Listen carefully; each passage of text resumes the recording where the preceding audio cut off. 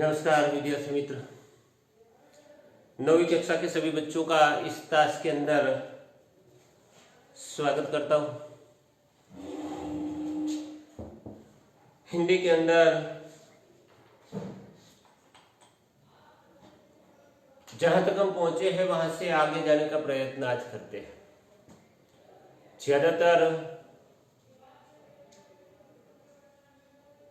बातें तो हो चुकी है, पाठशाला शुरू होनी चाहिए, आपकी भी कुछ ही दिनों में हो जाएगी, पर घर पर है तो अध्ययन करना जरूरी है।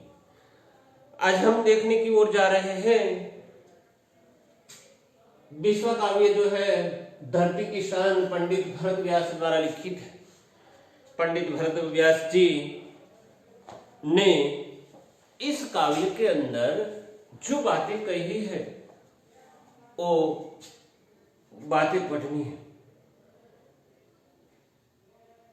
उत्तम साहित्यकार भी थे, गीतकार भी थे पंडित जी। ढेर सारी बातें उन्होंने हिंदी के अंदर लिखी, साथ साथ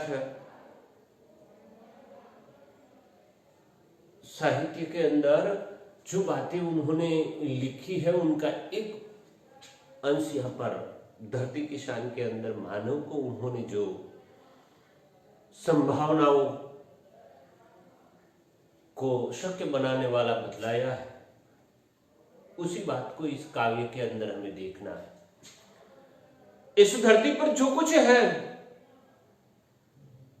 उनकी शान कोई है तो मानव है। ज्यादातर हम देखते हैं कि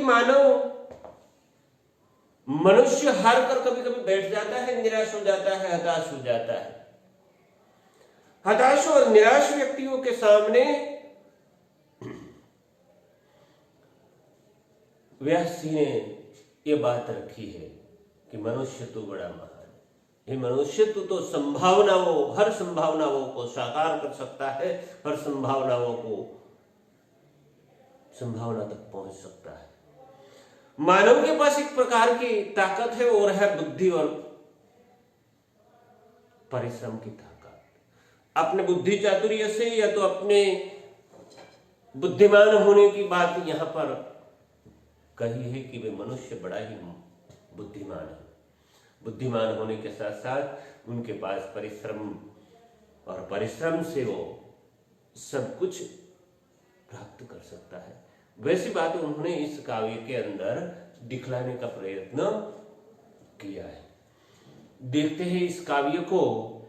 देखो व्यास जी क्या लिखते हैं। धरती की शान तू भारत की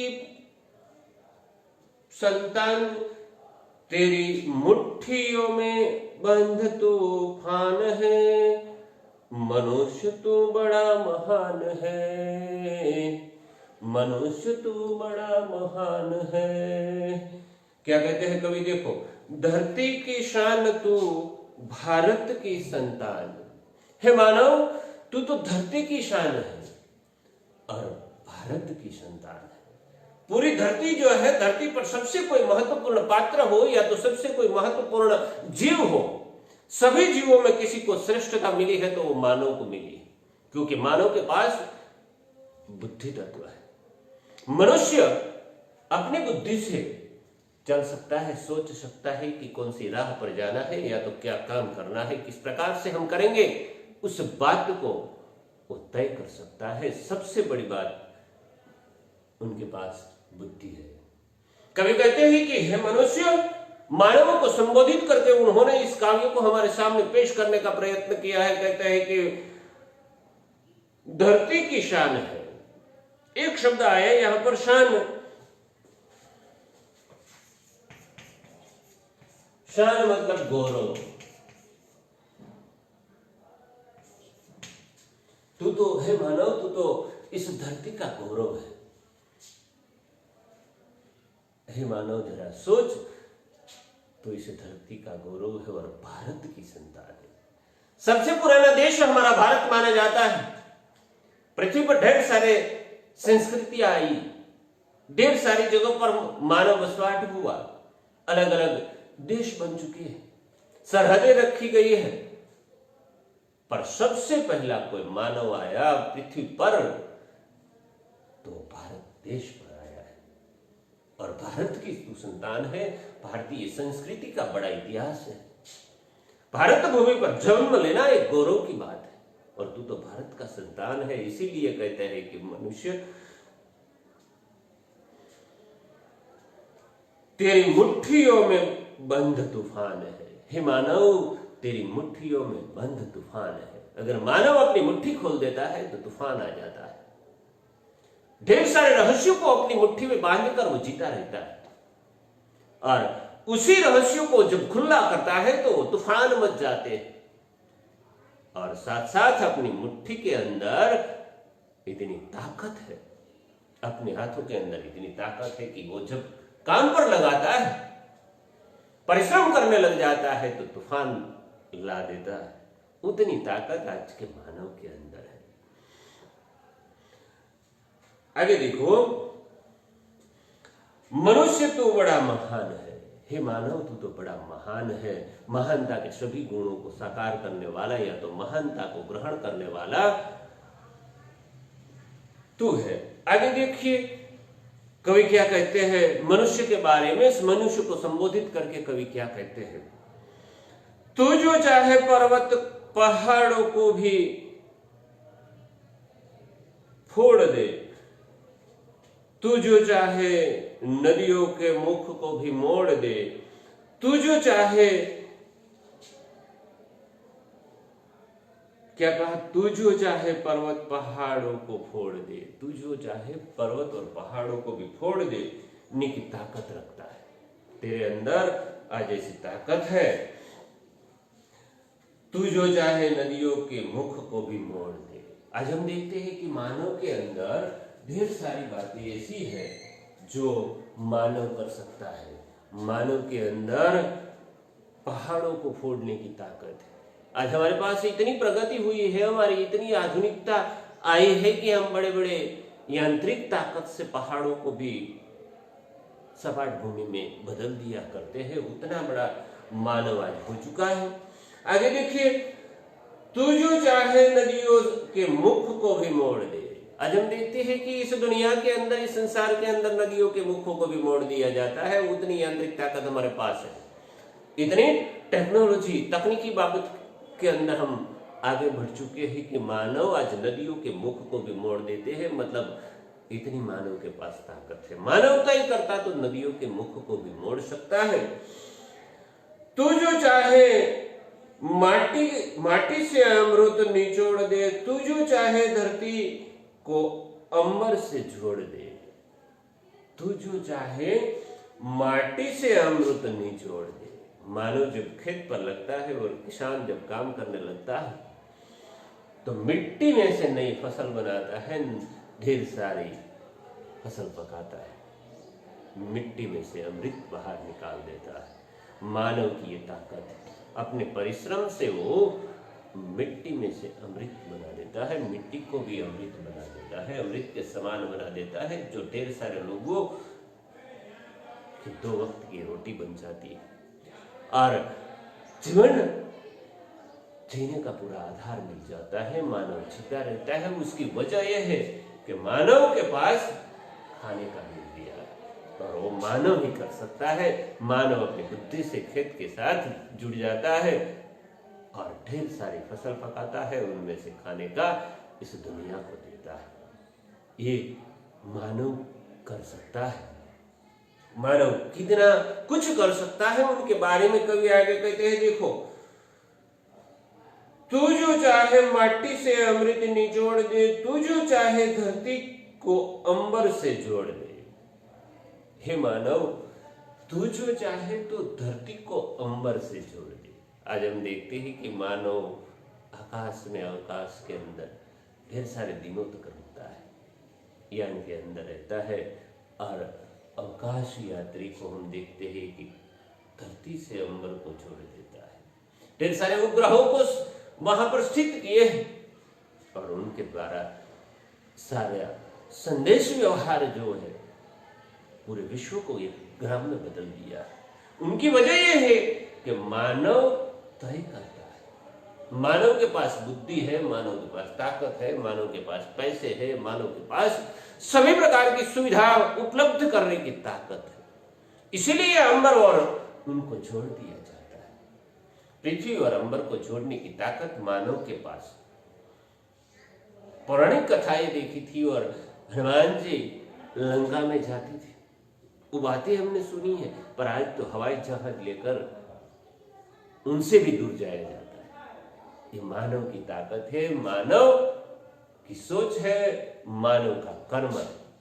इतना बड़ा बुद्धिशाली मानव कि वो आज आकाश के अंदर, अवकाश के अंदर महीनों रुकता है। और हम देखते हैं कि अवकाश यात्रियों की जीवन ढेर सारी बातें हैं जिनसे हम प्रेरणा ले सकते हैं कि मानव कितना ताकतवर बन चुका है। आगे कवि क्या कहता है मनुष्य के बारे में? मनुष्य कितना ताकतवर है देखो। तू जो चाहे तो धरती को अंबर से जोड़ दे, अमर तेरे प्राण मिला तुझको वरदान, तेरी आत्मा में स्वयं भगवान है। तू जो चाहे तो अंबर से जोड़ दे, पृथ्वी को अंबर से जोड़ दे, वो बात हमने देखी। पर सबसे बड़ी महत्वपूर्ण बात है तू जो चाहे। मानव जिस काम को चाहता है, मानव जो तय करता है वो करके दिखाता है। असंभव को संभव में बदल देता है, अशक्यताओं को शक्यता में बदल देता है। वो मानव की ताकत होती है। उनके पीछे उनकी बुद्धि, उनका प्लानिंग, उनका आयोजन होता है। उनके अनुसार वो आगे बढ़ता है, जीवन की उन्नति तक पहुंचता है या तो सफलता तक पहुंचता है। उनकी वजह यह है कि उनके पास बुद्धि है, उनके पास काम करने का तरीका है, काम करने की दिशा है, या तो चलने के लिए वो उत्सुक है, उमंग है, वो आकाश में उड़ सकता है। पृथ्वी और आकाश को जोड़ देने की ताकत आज मानव के पास है। मानव इतना ताकतवर बन चुका है। वैसी बात कभी कहते हैं, आगे कहते हैं अमर तेरे प्राण मिला तुझको वरदान। हे मानव, तू तो अमर है, तेरे प्राण भी अमर है और मिला तुझको वरदान है। तुझे तो प्रभु से वरदान मिला हुआ है कि तू धरती और अंबर को जोड़ सकता है, तू एक जगह से दूसरी जगह को जोड़ सकता है, या तो पृथ्वी के एक लकीर को दूसरी लकीर से जोड़ सकता है, या तो पूरी पृथ्वी में इधर से उधर जा सकता है, या तो अवकाश में घूम सकता है। वैसी बात मानव को वरदान के स्वरूप में प्रभु ने दी है। किसी भी प्राणी या तो किसी भी जीव को बुद्धि नहीं दी होती तो भी मानव से श्रेष्ठ कोई जीव नहीं। उतना अच्छा अवतार आपको मिला है, या तो उतनी अच्छी जिंदगी आपको मिली, इतने आप पराक्रमी है कि आप धरती और अंबर को भी जोड़ सकते हैं। तेरे प्राण, हे मानव, तू जरा समझ, अपने प्राणों की कीमत समझने का प्रयत्न कर। हे मानव, तेरी जिंदगी का मूल्य समझ कि तेरी जिंदगी का मूल्य क्या है। तो परिश्रम को साथ रख, परिश्रम रूपी तलवार को साथ चलाने का प्रयत्न करो। अपनी बुद्धि से सोच, तू जहां जाना चाहता है वहां पहुंच पाएगा। पर सबसे बड़ी बात है कि परिश्रम होना चाहिए, चाहना चाहिए। जो भी चाहो वो कर सकते हैं, चाह होनी चाहिए। हम कहते हैं कि चाहो वैसी राह मिल जाती है, पर चाहना बहुत जरूरी होता है। मतलब मनुष्य की इच्छाएं बहुत महत्वपूर्ण होती है।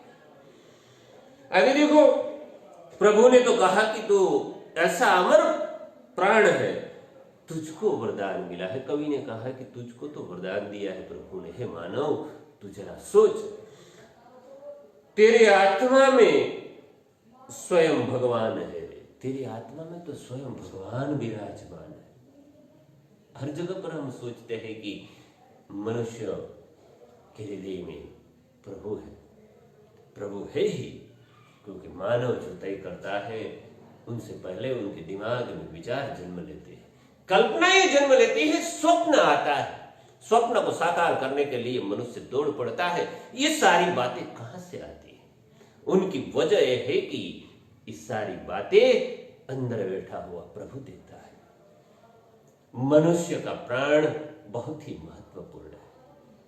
मनुष्य जो तय करता है वो करके दिखा सकता है, पर उनके लिए अथाग परिश्रम की जरूरत होती है, दौड़ने की जरूरत होती है और उत्तम लक्ष्य को चुनने की जरूरत होती है। मानव के लिए साधु बनना, संत बनना, प्रभु के स्वरूप में जाना, या तो वैज्ञानिक प्रगति करना, या तो धर्म के क्षेत्र में प्रगति करना, या तो अपने आप को महान बनाना, या तो अपने आप को बड़ा बनाना, या तो अपने चरित्र को उत्तम बनाना, या तो सबसे ताकतवर बनना, वो मानव को तय करना होता है। एक बार कोई भी मानव तय कर लेता है तो अपने लक्ष्य तक पहुंचता है, उस दिशा के अंदर वो भटकने लगता है, उस दिशा के अंदर वो दौड़ने लगता है।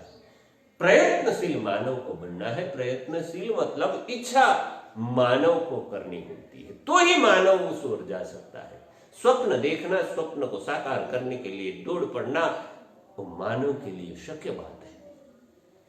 हे मनुष्य, परास्त होकर बैठे हुए मानव, निराश होकर बैठे हुए मानव को संबोधित करके व्यास जी ने यहाँ पर इस काव्य को लिखा है। इस काव्य के अंदर वैसे लोगों को संबोधित कहा है कि हे मानव, तेरी ताकत को जानने का प्रयत्न कर, तू भारत की संतान है,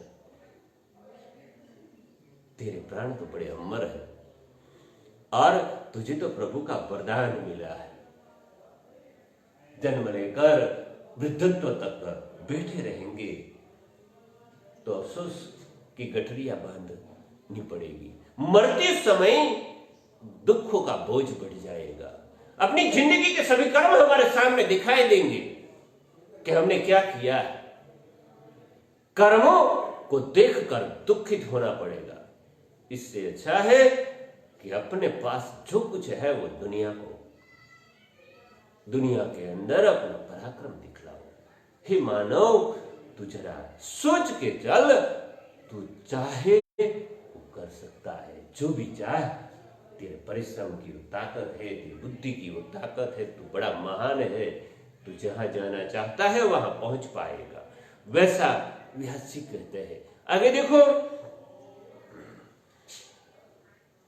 नैनों में ज्वाल तेरी गति में भूचाल, तेरी छाती में छिपा महाकाल, पृथ्वी के लाल तेरा हिमगिरी सा भाल, तेरी भ्रुकुटी में तांडव का ताल है, निज को तू जान जरा शक्ति पहचान, तेरी वाणी में युग का आह्वान है।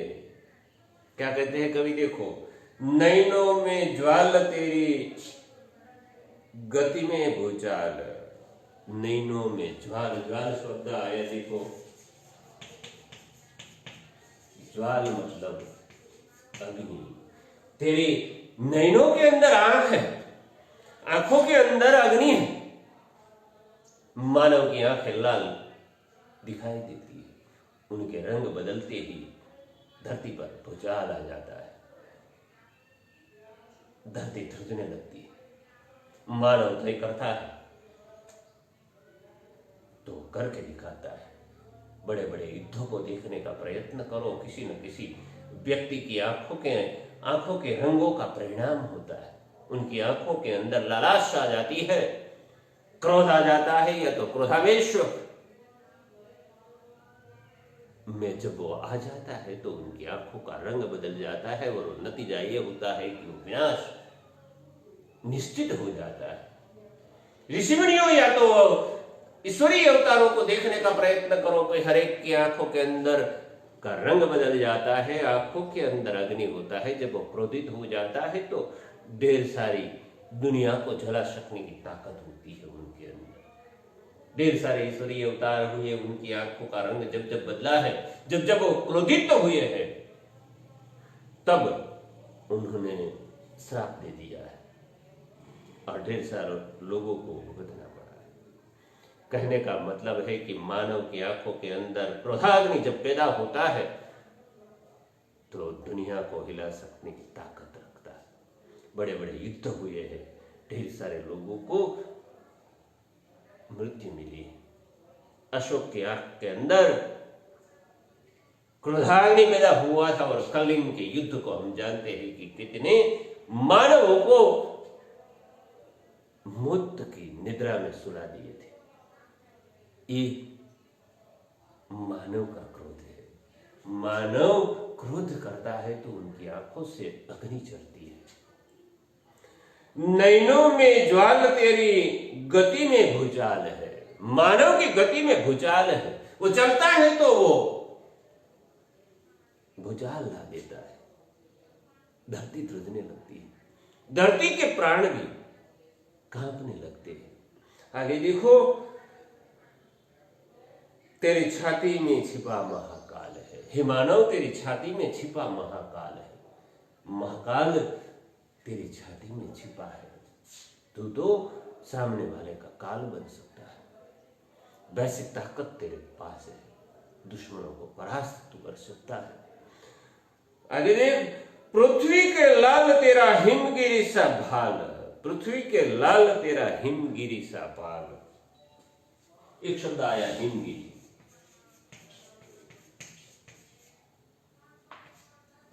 यहां पर हिमालय पर्वत,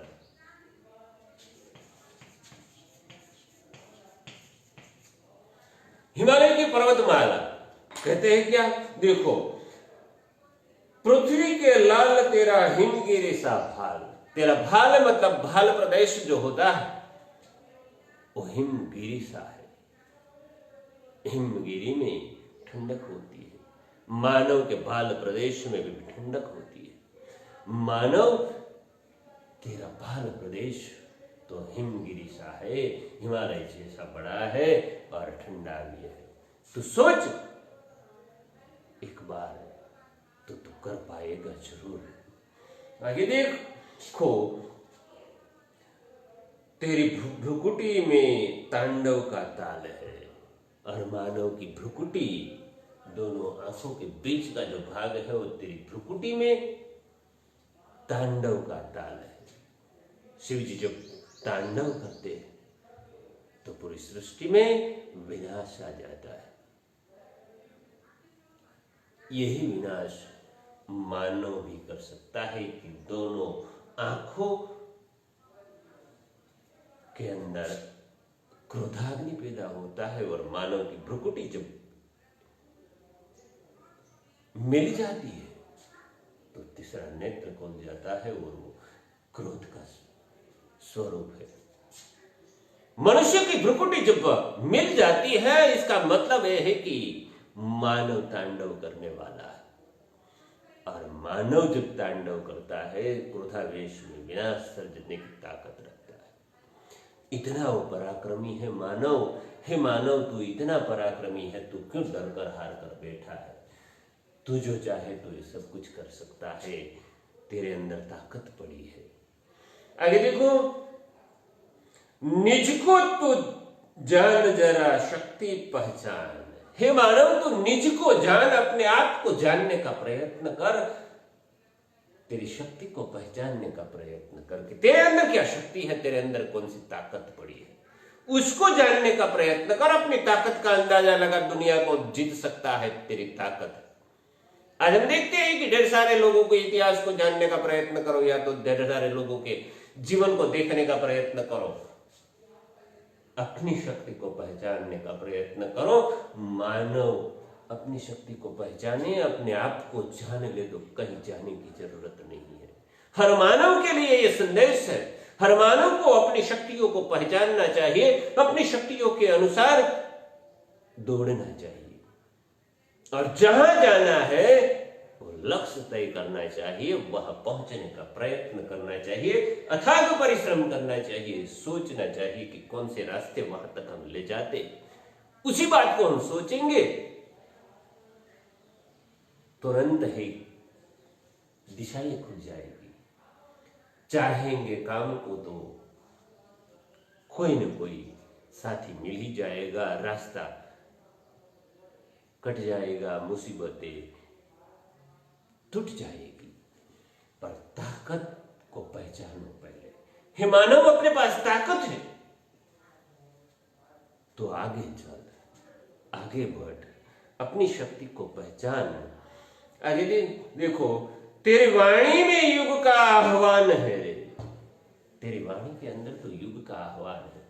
तू जो बोले सुनकर लोग तेरे साथ चलेंगे, तू युग प्रवर्तक बन सकता है, युग के अंदर नए विचारों का जन्म दे सकता है, पूरे संसार को एक दिशा की ओर मोड़ सकता है, पूरे समाज को एक दिशा की ओर मोड़ सकता है, या तो अपने साथ लेकर चल सकता है। तू अच्छा सोच, अपनी ताकत को समझ, तेरी वाणी की ताकत को समझ, तेरी वाणी के शब्दों के द्वारा तो दुनिया को मोड़ सकता है, या तो संसार को मोड़ सकता है, या तो मानव समाज के लिए कुछ प्रेरक बातें रखकर जा सकता है। वो प्रेरक बातों के द्वारा तो सालों तक इस दुनिया में जिंदा रह सकता है। ये मानव को मिला हुआ एक वरदान है, और वो है वाणी। अपनी वाणी को बुद्धि से सोच कर उच्चारण करो। हे मानव, तेरे पास वाणी नाम का वरदान है, उनका प्रयोग कर और दुनिया को जीतने के लिए निकल पड़, या तो संसार को जीतने के लिए निकल पड़। परिश्रम कर, तुझे मिला हुआ वरदान है, तेरे पास वाणी। आगे देखो व्यास जी क्या कहते हैं। विद्यार्थी मित्रों, धरती सा धीर तू है, अग्नि सा वीर, तू जो चाहे काल को भी थाम ले। पापों का प्रलय रुके, पशुता का शीश झुके, तू जो अगर हिम्मत से काम ले। गुरु सा मतिमान, पवन सा तू गतिमान, तेरी नभ से भी ऊंची उड़ान है रे। कहते हैं क्या, धरती का धीर, तू तो धरती के अंदर धैर्य धारण करने वाला कोई पात्र है तो तू ही है। तू ही धैर्य धारण करता है, मुसीबतों का समंदर उठ जाए तो भी तू हिलने वाला नहीं है। तेरे अंदर ऐसी ताकत है, तेरे अंदर धैर्य है। और मानव जब धैर्य को धारण करता है तो समंदर क्या, दुनिया की कोई भी ताकत उनको हिला नहीं सकती। पर धैर्य को धारण करना चाहिए। तू तो धैर्यवान है, धैर्य को धारण करो, चाहे कोई भी समस्या हो उनका सुलह मिल ही जाता है, उनका उकेल होता है। रास्ता कोई ना कोई आ ही जाता है, कोई भी प्रश्न हो तो उत्तर मिल ही जाता है, समस्या हो तो उनका भी निवारण मिल ही जाता है। बस तेरे अंदर जो धैर्य पड़ा है उस धैर्य के साथ तू काम कर। तू तो बड़ा धैर्यवान है, तू है अग्नि सा वीर, और तू अग्नि सा वीर है। तू अग्नि की तरह जल सकता है, या तो सबको अपने अंदर जला सकता है। तेरे अंदर ऐसी ताकत है, तू जल सकता है, जला सकता है।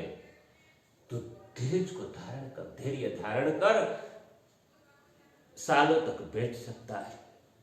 कितनी धैर्यता सिद्धार्थ के अंदर होगी।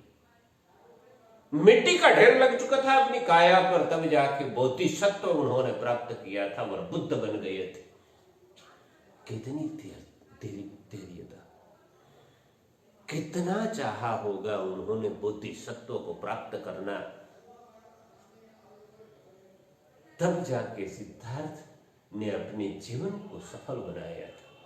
तब जाके अपनी जिंदगी को मोक्ष के रास्ते पर ले जा चुके थे। समाधिस्थ बनना और प्राणों को छोड़ना, वो ताकत उन्होंने प्राप्त कर ली थी।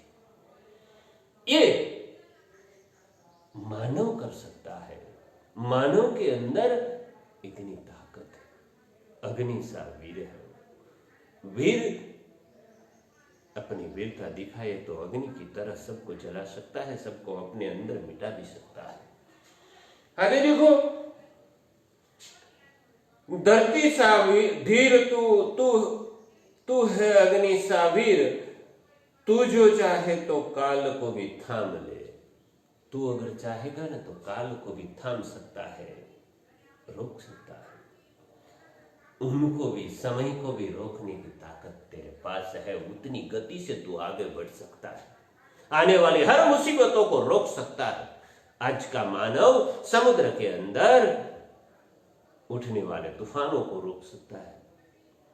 बाढ़ आने वाली होती है तो लोगों को दो और जगह पर ले जाया जाता है। हर मुसीबत से लड़ने की ताकत आज मानव रखता है। ईश्वर को भी चुनौती दे सकता है कि तुझसे हो सके वो कर ले। हम जिएंगे हर हाल में। आज का मानव उतना ताकतवर है। आज का मानव प्रभु को भी ललकार सकता है। इसीलिए हे मानव, तू अपनी शक्ति को पहचान। सही राह पकड़ने की देरी है कि तू सही राह पकड़, अपने परिश्रम से आगे बढ़। सबसे बड़ी बात काव्य के अंदर महत्वपूर्ण है, तो तू जो चाहे तो मानव की चाह बड़ी महत्वपूर्ण होती है। वो चाहेगा तो ही राह खुलेगी, वरना राह नहीं खुलेगी, रास्ते नहीं खुलेंगे, परिश्रम का अंदाजा नहीं मिलेगा। और परिश्रम नहीं करोगे तो कुछ नहीं बन पाएगा। हे मानव, तेरे अंदर तो प्रभु का वरदान है, वाणी है, तेरे अंदर ताकत है, तेरे अंदर शारीरिक ताकत है। तू जो भी करे अपने परिश्रम से सब कुछ कर सकता है। आगे देखो, पापों का प्रलय रुके, पशुता का शीश झुके। पापों का प्रलय रुक जाता है।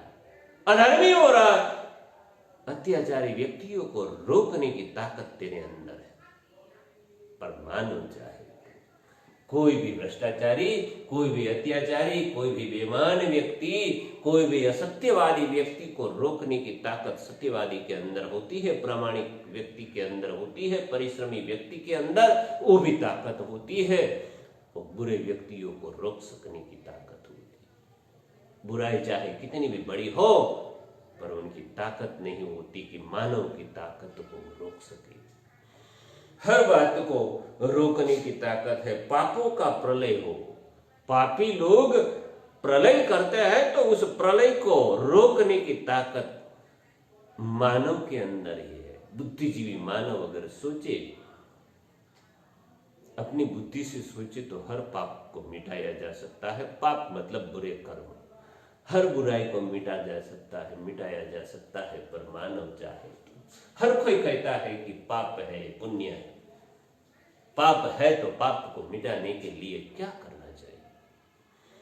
बुराई से बचना चाहिए, बुराई का सामना करना चाहिए, संघर्ष करो, उनके लिए परिश्रम करो, बौद्धिक संघर्ष करो। जो बुरे कर्म है वो तो बुरे ही रहेंगे, वो अच्छे नहीं होने वाले। बुरे लोग हैं तो बदलेंगे नहीं, जीना हर हाल में। तो सामना करो, संघर्ष करो और पाप को मिटाने का प्रयत्न करो। आगे, पापों का प्रलय है, पशुता का शीश झुके। पाप का प्रलय है, तू चाहे तो पाप भी कर सकता है, प्रलय ही ला सकता है। तू जो चाहे तो पशुता का शीश झुके। पशुता जिसके अंदर है, जो मानव पशु जैसे है, उनके शीश भी झुकाने की तेरे अंदर ताकत है। ढेर सारे बुरे व्यक्तियों का शीश झुक जाता है अगर तू जो जाग जाए तो। तेरे अंदर का मानव जो जाग जाए तो पशु जैसे मानव भी झुक जाएंगे, पशुता झुक जाएगी। तू जो चाहे, तू जो अगर हिम्मत से काम ले। हे मानव, करना क्या है? तुझे सिर्फ हिम्मत से काम लेना है। अपने अंदर हिम्मत को रख, हिम्मत से काम लेने का काम कर। हिम्मत से काम लेगा तो पशुता झुक जाएगी, बुरे लोग झुक जाएंगे, पापी लोग झुक जाएंगे, अत्याचारी लोग झुक जाएंगे। सिर्फ करना एक ही है कि हिम्मत से काम, हर हाल में हिम्मत रखो, जहां भी हो वहां हिम्मत से काम लो। क्योंकि हर मानव इस पृथ्वी पर हर जगह पर अलग अलग वातावरण होते हैं, अलग अलग लोगों के बीच में रहना है। हर जगह पर हिम्मत को साथ में रख, क्योंकि प्रभु का वरदान है। प्रभु ने आपको भेजा है, आपकी आत्मा में महाकाल छिपा हुआ, आपकी छाती में महाकाल छिपा हुआ। क्यों डरते हैं? काम करो, कर्म करो, कर्म का प्रयोजन अच्छा रखो। प्रयोजन अच्छा रखेंगे तो कर्म अच्छे ही होंगे, कर्म अच्छे होंगे तो अच्छाई की ओर आगे बढ़ पाओगे। और बुराई से बचते रहो, बुराई को धकेलने का प्रयत्न करो, पापियों को परास्त करने का प्रयत्न करो। पर चाह हमारी जरूर होती है, मतलब मानव की इच्छाएं होनी चाहिए और उनके लिए परिश्रम करना चाहिए। मानव चाहता, ज्यादातर मानव चाहते बहुत है पर करते कुछ नहीं। उनके लिए काम करना पड़ता है, उनके लिए परिश्रम करना पड़ता है। तू जो अगर हिम्मत से काम ले, गुरु सा मतिमान, पवन सा तू गतिमान। गुरु सा मतिमान है, हे मानव तेरे गुरु जो होते हैं उनकी गुरुता तेरे अंदर है, उतना तो मतिमान है, उनकी बुद्धि तेरे समान ही है। वो भी एक मानव है, तू भी एक मानव है।